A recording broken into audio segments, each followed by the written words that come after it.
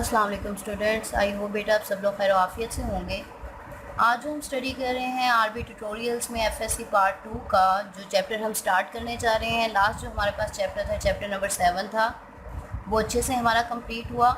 I hope आपको वो पूरे से उसके कॉन्सेप्ट क्लियर भी हो चुके होंगे। जो आज हम चैप्टर स्टार्ट करने लगे हैं, this one is a chapter number 8, aliphatic hydrocarbons. Aliphatic hydrocarbons क्या होते हैं? जब हमने स्टार्टिंग में इन नोमेनक्लेचर को स्टडी किया था, नोमेनक्लेचर तो खैर अभी हमने स्टडी करनी है। जब हमने इंट्रोडक्शन देखा था हाइड्रोकार्बन्स का, तो हाइड्रोकार्बन्स बेसिकली क्या होते हैं? हाइड्रोकार्बन्स हमारे पास वो कंपाउंड्स होते हैं जो हाइड्रोजन और कार्बन पे कंसिस्टिंग होते हैं। उसके अलावा जब हमने उसकी फर्दर क्लासिफिकेशन देखी थी हाइड्रोकार्बन्स की, तो हमारे पास डिफरेंट क्लासेस आ रही थी, जिसमें हमारे पास एलिफेटिक भी थे, हमारे पास एरोमेटिक हाइड्रोकार्बन्स भी थे। तो आज पहले जो हम स्टार्ट करेंगे, और बल्कि मैं इसका चैप्टर का आपको थोड़ा सा इंट्रो दूँ कि हमने इस चैप्टर में बेसिकली आउटलाइन जो है हमारे पास इस चैप्टर की कि हमने क्या स्टडी करना है, उसमें हमारे पास जो टॉपिक आ जाते हैं उसमें हम स्टडी करेंगे अल्केन, एल्कीन और अल्काइंस की नोमेनक्लेचर को देखेंगे। आज का जो हमारा लेक्चर होगा वो इंट्रोडक्शन होगा एलिफेटिक हाइड्रोकार्बन्स पे, कि हमने बेसिकली इस चैप्टर में जो नोमेनक्लेचर या इन सारी चीज़ों को स्टडी करना है वो होती क्या चीज़ है। तो आउटलाइन फर्स्ट वन हमारे पास क्या है कि हमने अल्केन, एल्कीन और अल्काइंस की नोमेनक्लेचर को स्टडी करना है। नोमेनक्लेचर क्या होता है? अल्केन, एल्कीन और अल्काइंस को नेम देना, साइंटिफिक नेम देना है, ठीक है जी। उसके बाद जो हमारे पास सेकंड पॉइंट होगा, इसमें हम देखेंगे अल्केन, एल्कीन, अल्काइन की सिंथेसिस के इनको हम कैसे लैब में प्रिपेयर कर सकते हैं, या इनके कौन से प्रिपरेशन मेथड है, किन रिएक्शन से इनको प्रिपेयर किया जा सकता है। थर्ड वन इनकी रिएक्टिविटीज़ होंगी, मीन्स इनके रिएक्शंस को हम स्टडी करेंगे कि ये कौन कौन से एलिमेंट्स के साथ, किन कंपाउंड्स के साथ रिएक्शन करते हैं और उनके नतीजे में हमारे पास क्या प्रोडक्ट बनती है। इसके अलावा हम इनका कंपैरिजन देखेंगे आपस में, अल्कीन, एल्कीन और अल्काइन का, ये आपस में कैसे रिएक्ट करते हैं। तो हमने यहाँ पे समराइज़ किया कि हमने इस पूरे चैप्टर में मेजर 5 टॉपिक को स्टडी करना है। First one nomenclature, second one synthesis, third one reactions, fourth one reactivities, और फिफ्थ वन जो हमारा आज का लेक्चर बेस करेगा, this one is a introduction of the aliphatic hydrocarbons. तो अब हम इसका स्टार्ट लेते हैं। फर्स्ट वन हमने मेंशन किया कि एलिफेटिक हाइड्रोकार्बन्स है। एलिफेटिक हाइड्रोकार्बन में फर्स्ट टर्म जो हम स्टडी करते हैं, this one is a hydrocarbon. अगर हम हाइड्रोकार्बन का रिव्यू लें तो हाइड्रोकार्बन हमारे पास क्या होते हैं?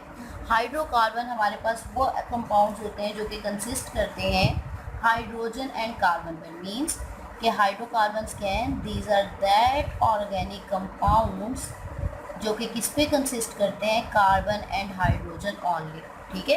कार्बन और हाइड्रोजन पे जो कंसिस्टिंग कंपाउंड्स होते हैं, साथ हम ऑनली की टर्म मेंशन कर देते हैं कि वो ऑर्गेनिक कंपाउंड जो सिर्फ कार्बन और हाइड्रोजन पे कंसिस्ट करते हैं, उनको हम क्या नाम देते हैं? These are called as a organic hydrocarbons, ठीक है जी। अब उसके अलावा हम मेंशन करते हैं कि ऑर्गेनिक हाइड्रोकार्बन्स की लार्ज वैरायटी क्या है। ये हमने चैप्टर 7 के बिल्कुल स्टार्टिंग में मेंशन किया था कि ये लार्ज ऑर्गेनिक कंपाउंड्स क्यों पाए जाते हैं, उनकी बहुत ज़्यादा एग्जाम क्यों है, due to the property of the catenation that is exist in the carbon. के कार्बन में जो कैटिनेशन की प्रॉपर्टी होती है उसकी वजह से हमारे पास large number of organic compounds है।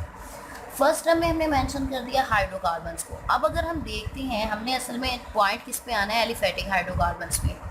अब अगर हम देखते हैं कि एलिफेटिक हाइड्रोकार्बन्स क्या होते हैं, तो उसके लिए हमें हाइड्रोकार्बन्स की क्लासिफिकेशन को देखना पड़ेगा। तो हाइड्रोकार्बन्स की क्लासिफिकेशन क्या है हमारे पास? अगर हम यहाँ पे मेंशन करें, हाइड्रोकार्बन्स को बेसिकली क्लासिफाई किया जाता है 2 क्लासेस में, हाइड्रोकार्बन्स। और हाइड्रोकार्बन्स की हमारे पास जो क्लासेस हैं वो कौन कौन सी हैं, इसको हम मेंशन करते हैं। Hydrocarbons are first class is called as a open chain. ये किस्म का आपका रिवाइज भी हो रहा है जो आपने 7 चैप्टर में पढ़ा था। And second one is called as a close chain hydrocarbon, ठीक है जी।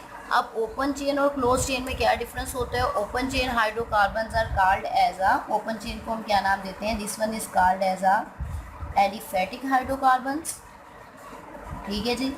एलिफेटिक हाइड्रोकार्बन्स आ गए हमारे पास। और क्लोज चेन को हम क्या नाम देते हैं? These are called as a cyclic hydrocarbons, ठीक है जी। ओपन चेन का दूसरा नाम क्या आ जाता है? Aliphatic hydrocarbon. और क्लोज चेन को हम क्या नाम देते हैं? Cyclic hydrocarbons. आपको बहुत अच्छे से डिफाइन किया गया था कि ओपन चेन क्या, ये एलिफेटिक का क्या मतलब होता है। जब फर्स्ट एंड लास्ट कार्बन आपस में अटैच ना हो तो उनको हम क्या नाम देते हैं? ओपन चेन का नाम देते हैं। और क्लोज चेन क्या होता है?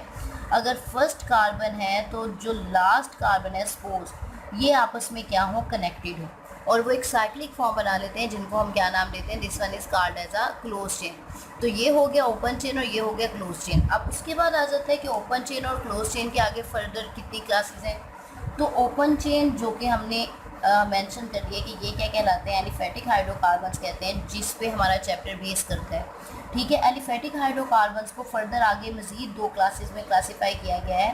First one is called as a saturated hydrocarbon and second one is called as a unsaturated hydrocarbon, जो कि इस चैप्टर से रेलिवेंट है। सैचुरेटेड हाइड्रोकार्बन्स में हमारे पास क्या आ जाते हैं? सैचुरेटेड हाइड्रोकार्बन्स में हमारे पास अल्केन्स आ जाते हैं, और अनसैचुरेटेड कार्बन हाइड्रोकार्बन्स में हमारे पास फर्दर दो क्लासेस आ जाती हैं। First one is called as a alkenes and second one is called as a alkynes. ये हम चैप्टर 7 में भी इस चीज़ को स्टडी करके आए हैं, तो यहाँ पे हम आपका एक किस्म का रिव्यू हो रहा है कि बेसिकली ये सारी चीज़ें होती क्या है। ठीक है जी। अब हमने यहाँ पे मेंशन कर दिया सैचुरेटेड हाइड्रोकार्बन और अनसैचुरेटेड हाइड्रोकार्बन। हाइड्रोकार्बन के लिए यहाँ पे मैं HC की टर्म मेंशन कर देती हूँ। आप लोगों ने कंप्लीट ही लिखना है, यहाँ पे जस्ट मैं आपको थोड़ा सा सिंप्लीफाई करके समझाने की कोशिश कर रही हूँ कि सैचुरेटेड हाइड्रोकार्बन है और अनसैचुरेटेड हाइड्रोकार्बन। अब अगर मैं इनको डिफ़ाइन करूँ तो क्या होता है, यहाँ पे अगर मैं साइड पे इधर राइट करती जाऊँ, सैचुरेटेड हाइड्रोकार्बन्स क्या होते हैं? सैचुरेटेड हाइड्रोकार्बन्स वो होते हैं जिनमें कार्बन की जो चारों वैलेंसीज होती हैं वो कैसे सेटिस्फाइड हों? बाय सिंगल बॉन्ड, और यहाँ पे कोई चांस ना हो, no chance of addition of an other carbon atom. ठीक है जी, किसी दूसरे कार्बन एटम के एडिशन का चांस पॉसिबल ही ना हो। Addition of, no chance of addition of an other hydrogen atom. ठीक है जी, किसी दूसरे हाइड्रोजन एटम के एडिशन का चांस पॉसिबल मीन कार्बन है ना, तो कार्बन की जो वैलेंसी सेटिस्फाइड होती है, हमने पहले मेंशन किया कि कार्बन और हाइड्रोजन पे कंसिस्टिंग है, वो किससे सेटिस्फाइड होगी? हाइड्रोजन से। अब कार्बन की वैलेंसी 4 है, कार्बन ऑलरेडी 4 हाइड्रोजन से अटैच है, तो यहाँ पे पॉसिबिलिटी ही नहीं है कि हम किसी दूसरे हाइड्रोजन को ऐड कर दें। तो हम कहते हैं सैचुरेटेड हाइड्रोकार्बन वो होते हैं जिनमें कार्बन की जो चारों वैलेंसीज होती हैं वो किससे सेटिस्फाइड हो? बाय सिंगल बॉन्ड, और यहाँ पे कोई चांस ही ना हो addition of an other hydrogen atom. ठीक है जी। अब अगर हम दूसरी टर्म में आते हैं, अनसैचुरेटेड हाइड्रोकार्बन अल्कीन और अल्काइन। अल्कीन में हमने मेंशन कर दिया, जस्ट सपोज हम मीथेन की एग्जांपल दे देते हैं। अल्कीन क्या होते हैं? अल्कीन में जिसमें कार्बन एटलीस्ट 2 कार्बन एटम के दरमियान डबल बॉन्ड, और अल्काइंस क्या होते हैं? जिसमें एटलीस्ट 2 कार्बन एटम के दरमियान ट्रिपल बॉन्ड हो। तो अब अगर हम यहाँ पे अनसैचुरेटेड हाइड्रोकार्बन्स को डिफाइन करते हैं, अनसैचुरेटेड हाइड्रोकार्बन्स। अनसैचुरेटेड हाइड्रोकार्बन्स क्या होंगे? ये हाइड्रोकार्बन की वो टाइप है जिसमें कार्बन की वैलेंसी सेटिस्फाइड ना हो by single bond, at least 2 carbon atom के दरमियान डबल बॉन्ड हो। और जब 2 कार्बन एटम के दरमियान डबल बॉन्ड है तो हमने बाकी वैलेंसी को किससे पूरी किया? हाइड्रोजन के एडिशन से। ठीक है जी। एट लीस्ट 2 कार्बन एटम के दरमियान जब डबल बॉन्ड होगा तो यहाँ पे पॉसिबिलिटी होगी, possibility of addition of hydrogen atom, of an other hydrogen atom, कि यहाँ पे पॉसिबिलिटी है कि हम किसी दूसरे हाइड्रोजन एटम को ऐड कर सकते हैं by the breakage of the double bond. कैसे मतलब?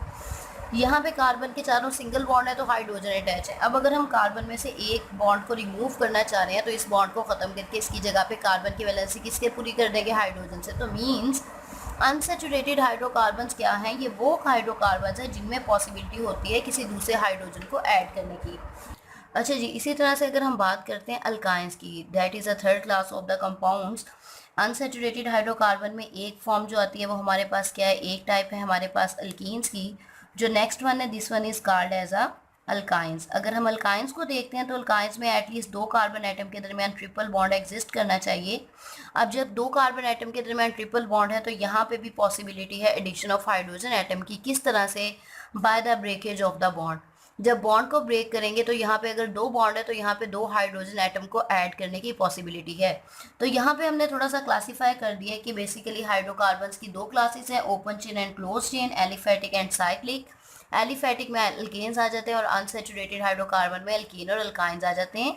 और इनको सैचुरेटेड और अनसैचुरेटेड क्यों कहा जाता है? सैचुरेटेड इसलिए कहा जाता है क्योंकि यहाँ पे कोई चांस नहीं होता है addition of another hydrogen atom, fully तौर पे कार्बन एटम सिंगल बॉन्ड के जरिए सेटिस्फाइड होता है। लेकिन अनसैचुरेटेड हाइड्रोकार्बन में कार्बन एटम सेटिस्फाइड नहीं होता, बिकॉज इसमें पॉसिबिलिटी होती है कि एक अदर कार्बन एटम मतलब अदर हाइड्रोजन एटम को हम इसमें ऐड भी कर सकते हैं और इसमें किसी ना किसी एटम की रिप्लेसमेंट भी हो सकती है। अब हमारे पास जो नेक्स्ट पॉइंट आता है, अब हमने ये देखना है कि हमारे पास जो हाइड्रोकार्बन्स थे उनको हमने क्लासेस में क्लासीफाई तो कर दिया, तो अब जो इतने large number of organic compounds है, इतने large number of aliphatic hydrocarbons है, हमने कैसे क्लासीफाई किया, हमें कैसे पता चला ये कौन सा हाइड्रोकार्बन है? तो उसके लिए हमारे पास 2 तरह के तरीके हैं। उसके लिए हम वर्ड यूज़ करते हैं नॉमेनक्लेचर का, कि हमने सैचुरेटेड और अनसैचुरेटेड हाइड्रोकार्बन्स को पहचानने के लिए उसको एक नाम देना है, ठीक है। और वो जो हम, क्योंकि ये साइंस सब्जेक्ट है तो नॉमेनक्लेचर क्या है, केमिस्ट्री एक साइंस की ब्रांच है, तो यहाँ पे जो केमिस्ट्री के जितने भी हाइड्रोकार्बन्स हैं, ये जितने भी कंपाउंड्स होंगे, इनके नेमिंग के लिए जो हम टेक्निक यूज़ करेंगे, this technique is called as a nomenclature. उसको हम क्या नाम देते हैं? नॉमेनक्लेचर। अब हम यहाँ पे पॉइंट राइट करते हैं कि हमने क्या स्टडी करना है। हम नॉमेनक्लेचर की बात कर रहे हैं। नॉमेनक्लेचर क्या है? साइंटिफिक नेम देना, कि जितने भी ऑर्गेनिक कंपाउंड है उनको हमने साइंटिफिक नेम देना है। अब नॉमेनक्लेचर क्या थी कि नेम हमने कैसे देने थे? हम ऑर्गेनिक कंपाउंड्स की बात करते हैं तो नेमिंग देने के हमारे पास 2 तरीके थे, ठीक है जी। अगर हम फर्स्ट वन की बात करते हैं तो फर्स्ट वन हमारे पास नेमिंग देने का कौन सा मेथड था जो हम नेम यूज़ कर रहे थे? फर्स्ट वन हम यूज़ करते थे, मतलब हम ओल्ड टाइम्स की बात करें, उनको हम नेम्स को 2 तरह के नेम होते हैं। एक नेम है कॉमन नेम, या जिसको हम क्या नाम देते हैं? कॉमन नेम, या फिर हम उसको कह सकते हैं ट्राइवल नेम, ठीक है जी। और जो जो मतलब कॉमन नेम या ट्राइबल नेम वो होते हैं जो कि किसी भी कंपाउंड को उसकी हिस्ट्री की बेस पे दिए जाते हैं। व्हाट इज़ मीन, अभी मैं इसको आगे एक्सप्लेन भी करूँगी। हिस्ट्री का क्या मतलब है कि एक कंपाउंड जो था वो कहाँ से पैदा हो रहा है, उसका ओरिजिन क्या है, वो कहाँ से क्रिएट हो रहा है, उन मतलब उसकी नेचर क्या है, वो सोर टेस्ट रखता है, स्वीट टेस्ट रखता है, इन सारी चीज़ों की बेस पे मीन्स कॉमन नेम किस बेस पे दिए जाते थे? ओरिजिन की बेस पे, ठीक है। ओरिजिन यहाँ हम उसका सोर्स कह सकते हैं या उसकी हिस्ट्री कह सकते हैं कि हिस्ट्री के उसकी पिछला बैकग्राउंड क्या था, उस बेस पे जो नेम दिए जाते हैं उसको कॉमन नेम कहते हैं। और जो दूसरा तरीकाकार था उसको हम क्या नाम देते हैं? This one is called as a IUPAC name. IUPAC name कौन से होते हैं? जो कि International Union of Pure and Applied Chemistry ने एक प्रॉपर रूल्स के जरिए हाइड्रोकार्बन्स को नेम दिया, उनको हम क्या नाम देते हैं? IUPAC नेम, ठीक है जी। अब हम पहले बात करते हैं कि कॉमन नेम्स किस बेस पे दिए जाते हैं। यहाँ पे हम हेडिंग दे लेते हैं ताकि आपको अच्छे से क्लियर हो जाए। कॉमन नेम्स के कॉमन नेम या जिसको हम क्या नाम देते हैं? ट्राइबल नेम्स, इनको इसकी बेस क्या थी, ठीक है जी, ये किस बुनियाद पे दिए जाते थे? तो हम यहाँ पे पॉइंट मेंशन कर लेते हैं। या तो ये बेस करते थे देयर हिस्ट्री मीन हाइड्रोकार्बन्स की हिस्ट्री, कि हाइड्रोकार्बन या जो हमारे पास कंपाउंड था उसकी हिस्ट्री की बेस पे उनको नेम दिया जा रहा था। हिस्ट्री के अलावा हम जिक्र कर सकते हैं their method of preparation. Their का मतलब क्या है? हम हाइड्रोकार्बन्स की बात कर रहे हैं। देयर मेथड ऑफ प्रिपरेशन, के हाइड्रोकार्बन की प्रिपरेशन का मेथड क्या था, उसकी प्रिपरेशन मेथड की बेस पे हम उसको नेम दे देते थे कॉमन नेम्स में। द प्लेस ऑफ डिस्कवरी, कि वो कहाँ से मिला है, ठीक है जी, कि जो हमारे पास कंपाउंड आ रहा है वो कहाँ से मिल रहा है। The place of discovery and last one on the basis of the name of discoverer, मतलब जिसने सबसे पहले उसे दरियाफ्त किया उसके नेम की बेस पे हमने उसे नाम दे दिया किसी कंपाउंड का। अब जैसे एग्जांपल्स हैं, हम यहाँ पे इसकी एग्जांपल कोट करते हैं। अब हमारे पास जस्ट लाइक हम मेंशन करते हैं on the basis of place, के प्लेस के लिहाज से हमारे पास कौन सी एग्जांपल है? जो हमारे पास मीथेन गैस है। मीथेन गैस को मीथेन क्यों कहा जाता है? इसको मीथेन इसलिए कहा जाता है, मीथेन तो नेम हमने मेंशन किया है, मीथेन गैस को क्या नाम दिया जाता था? Marsh gas. अब मार्श गैस इसे क्यों कहा जाता था? बिकॉज फर्स्ट ऑफ ऑल इसकी प्लेस कौन सी थी, मतलब सबसे पहले मीथेन को कहाँ देखा गया था? मीथेन जो डिस्कवर हुई थी वो मार्शी एरियाज में डिस्कवर हुई थी। मार्शी एरियाज किसे कहते हैं? दलदली इलाके में।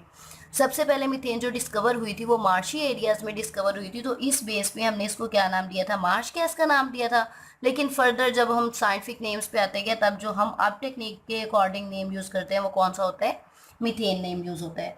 उसके अलावा अगर हम बात करते हैं नेचर की, ठीक है जी, अगर हम बात करते हैं हिस्ट्री मीन हम उसकी नेचर की बात कर रहे हैं कि जो ऑर्गेनिक कंपाउंड है वो बेसिकली उसके अंदर की क्या खासियत है। तो इसके अकॉर्डिंग जो हम एग्जांपल देते हैं, इसके अकॉर्डिंग जो हमारे पास एग्जांपल आ जाती है, यहाँ पे हम ऐड करते हैं एस्टिक एसिड की एग्जांपल। एस्टिक एसिड का नेम कहाँ से आया? एस्टिक एसिड का नेम इस तरह से आया, जैसे जस्ट लाइक हम मेंशन करते हैं, एस्टिक एसिड का नेम ड्राइव किया गया एसीटम से। एसीटम का मीन क्या था? विनेगर, और विनेगर को लैटिन लैंग्वेज में एसीटम कहते थे, तो एसीटम की नेम की बेस पे हमने विनेगर को क्या नाम दे दिया? एस्टिक एसिड का नाम दे दिया। बिकॉज इसकी नेचर, विनेगर क्या था, मतलब जो सिरका है उसको हम एस्टिक एसिड कहते हैं। क्यों एस्टिक एसिड कहते हैं? कि सिरके की जो नेचर थी, मतलब सिरका था ना, उसकी नेचर है। अब इसका जो लैटिन वर्ड में इसका नेम था एसीटम था, तो इसलिए हमने इसको क्या नाम दे दिया? एस्टिक एसिड का नाम दे दिया। तो ये हमारे पास एक हाइड्रोकार्बन आ गया। इसके अलावा अगर हम डिस्कवरर की बेस पे कहते हैं, अगर हम डिस्कवरर की बात करते हैं, तो हमारे पास जो बारबीट्यूरिक एसिड होता है, बारबीट्यूरिक एसिड को क्यों नाम दिया गया? क्योंकि इसको सबसे पहले एक साइंटिस्ट ने डिस्कवर किया था, उसका नाम क्या था? बारबरा था। एनीहाउ यहाँ पे हमारे पास 3 तरह की एग्जांपल्स कंप्लीट होती हैं कि कॉमन नेम्स की बेसिकली क्या थी। इसके अलावा अगर हम बात करते हैं तो कॉमन नेम्स में हम यूज़ करते हैं, मतलब हमने यहाँ पे मेंशन कर दिया कि ये कॉमन नेम की बेसिस क्या थी, उसके अकॉर्डिंग हमने एग्जांपल भी दे दी। लेकिन जो अल्केन्स की अगर हम बात करते हैं या हाइड्रोकार्बन्स की बात करते हैं, तो इसमें हमने एक और चीज़ यूज़ की थी। कॉमन नेम्स में एक मेथड यूज़ किया गया, किस चीज़ का? यूज़ प्रीफिक्सेस यूज़ किए जाते थे। अब प्रीफिक्सेस कौन कौन से थे? प्री का मतलब होता है पहले, कि वो चीज़ जो किसी कंपाउंड के नेम से पहले ऐड की जाए उसको हम क्या नाम देते हैं? प्रीफिक्स का नाम दिया जाता है। प्रीफिक्स एन का यूज़ किया जा रहा था, आइसो का यूज़ किया जा रहा था और नियो का। एन का प्रीफिक्स कब यूज़ करते हैं? जब हमारे पास एक सिंपल लॉन्ग चेन हो, ठीक है, लॉन्ग चेन है, स्ट्रेट लॉन्ग चेन के लिए हम क्या सिंबल यूज़ करते हैं? एन का, मतलब बिल्कुल स्टार्टिंग में लगाया जाता है। आइसो का कब से मतलब प्रीफिक्स यूज़ किया जाता है? जब हमारे पास किसी स्ट्रेट चेन के साथ सिंगल ब्रांच हो। नियो की टर्म कब यूज़ की जाती है? जब एक सिंगल कार्बन एटम के साथ 4 फर्दर कार्बन अटैच हो, तो सेंट्रल कार्बन एटम को नियो कार्बन कहा जाता है। ठीक है, ये प्रीफिक्सेस यूज़ किए जाते थे। जैसे इसके लिए सिंपलेस्ट एग्जांपल है हमारे पास, इसको अंडरस्टैंड करने के लिए कौन से एग्जांपल्स हैं हमारे पास? जैसे हम पेंटेन की एग्जांपल ले लेते हैं। 5 कार्बन एटम है, अगर ये बाकी इसकी वैलेंसी जो है वो हाइड्रोजन से पूरी है। अगर स्ट्रेट चेन है तो इसको हम क्या नाम देंगे? एन पेंटेन का नाम देंगे। आइसोमीन, 4 कार्बन स्ट्रेट चेन में है, एक उसके साथ ब्रांच लगी है। बाकी एक चीज़ अंडरस्टैंड रखें कि इसकी बाकी वैलेंसी हाइड्रोजन के साथ पूरी है, मतलब यहाँ पे हाइड्रोजन लाजमी तौर पे अटैच है, अगर हम राइट कर रहे हैं या नहीं कर रहे, लेकिन ये चीज़ अंडरस्टूड है। तो इसको हम क्या नाम देंगे? This one is called as a isopentane. और अगर यही मैं इसी को चेंज कर लूँ, ये 5 कार्बन आइटम है, बाकी इसकी वैलेंसी हाइड्रोजन से पूरी है, तो इसको हम क्या नाम देते हैं? नियोपेंटेन। तो हमने कॉमन नेम्स में क्या यूज़ किया? हमने उसकी हिस्ट्री के बेस पे किया। इसके अलावा हमने प्रीफिक्सेस यूज़ किए, लेकिन इसकी लिमिटेशन थी। लिमिटेशन क्या थी? कि ये जो प्रीफिक्सेस हैं ये कहाँ पे यूज़ नहीं किए जा सकते। प्रीफिक्सेस को हम कॉम्प्लेक्स हाइड्रोकार्बन की नेमिंग में कभी भी यूज़ नहीं किए जा सकते। कि अगर हम कॉम्प्लेक्स हाइड्रोकार्बन, ये सिंपलेस्ट हाइड्रोकार्बन में तो हम प्रीफिक्स यूज़ कर सकते हैं, लेकिन कॉम्प्लेक्स हाइड्रोकार्बन में हम कभी भी प्रीफिक्स यूज़ नहीं कर सकते। इसके अलावा कॉमन नेम्स का एक ड्रॉबैक था, और वो ड्रॉबैक क्या था? फर्स्ट वन, नॉट मैनेजेबल, कि ये जो सिस्टम था ये देखने में तो हमें बहुत इंटरेस्टिंग लगता है, लेकिन ये मैनेजेबल नहीं था। सेकेंड वन, इसका ड्रॉबैक क्या था? Does not give information.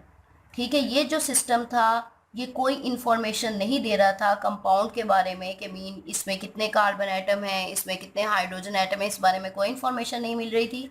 और थर्ड वन जो हम जिक्र करते हैं वो ये क्या है? कि ये वाला जो सिस्टम है इज़ नॉट आइडेंटिफाइड, कि ये यूनिवर्सल, मतलब अगर हम इंटरनेशनल लेवल पे बात करते हैं, identified, is not identified on international level. ठीक है, या यूनिवर्सल लेवल की हम बात करते हैं कि ये इंटरनेशनल लेवल या यूनिवर्सल लेवल पे अंडरस्टैंडेबल नहीं था, आइडेंटिफाइड नहीं था, जिस वजह से हम कॉमन नेम्स के सिस्टम को ज़्यादा यूज़ नहीं करते। फिर क्या किया गया, एक सिस्टम यूज़ किया गया जिसे हम IUPAC नेम कहते हैं। और IUPAC किसे कहते हैं? International Union of Pure and Applied chemistry. Different इसकी रिसर्च है, अगर डिफरेंट हम इसका बैकग्राउंड की बात करते हैं तो हमारे पास डिफरेंट टाइम पीरियड आ जाते हैं। जैसे अगर मैं यहाँ पे जिक्र करूँ IUPAC सिस्टम का, ठीक है जी, International Union of Pure and Applied Chemistry, तो सबसे पहले इसने जो मतलब इस प्रॉब्लम को सॉर्ट आउट करने के लिए कि कॉमन नेम्स के प्रॉब्लम को सॉर्ट आउट करने के लिए जो सबसे फर्स्ट टाइम सोचा गया वो 1889 में, मैं जस्ट ईयर्स मेंशन करूंगी और साथ साथ बोलूँगी, आपने गौर से सुना है। 1889 में इस प्रॉब्लम को सॉर्ट आउट करने के लिए साइंटिस्ट ने सोचना शुरू किया।